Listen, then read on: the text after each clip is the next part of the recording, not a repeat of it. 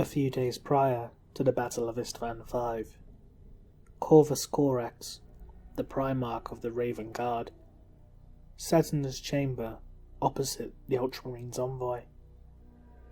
He listened to him talking about Dawn's great plan to turn the Imperium into something greater than it is now. He fell into two minds about the situation, being a revolutionary in his own right when he liberated his home from the tyrants who enslaved his people.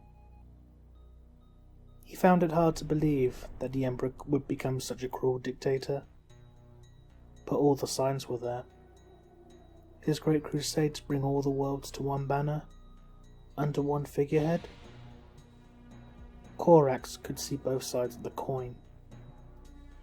He thanked the Ultramarine for his message, and said he would inform his brother of his decision soon. He asked one of his captains, Solara Ann, for his take on the situation.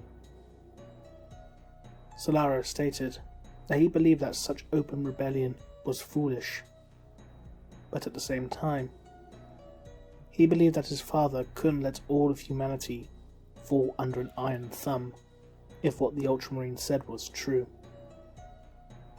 Corax was racked by indecision, but having received word from Terra itself to undertake in stopping this rebellion, he knew he would have to reach a decision, and soon.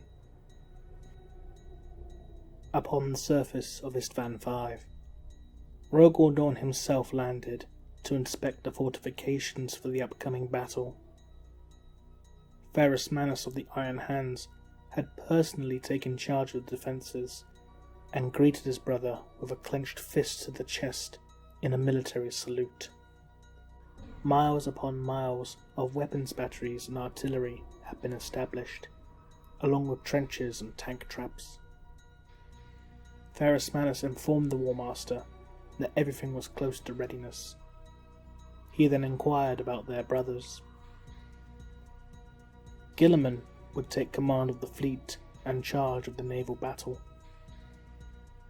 Leman Russ, in his new bestial form, along with his legion, had yet to return from Prospero, while Sanguinius and his kin were preoccupied with stimulating themselves for ever-increasing heights of pleasure, despite Dawn's wishes.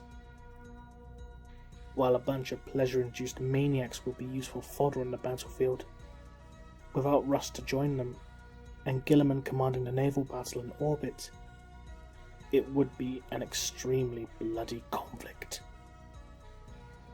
Ferrus Manus gripped his Thunderhammer Forge Breaker and looked at it sadly. The hammer was constructed by his beloved friend Fulgrim. He hoped he wouldn't have to use it, and that Fulgrim would see sense and join them.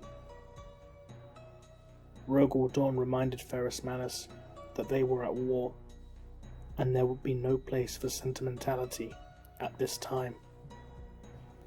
As the Salamanders and Raven Guard fleets approached the Istvan system, Alfarius activated a mass transmission to the legions.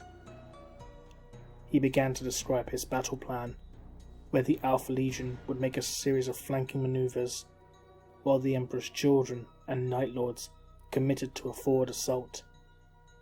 The Raven Guard and Salamanders would remain in reserve to replace those who had run out of ammunition or were unable to continue fighting, while reinforcing their defences. Fulgrim gripped his power sword, Fireblade, in his hand and drew it.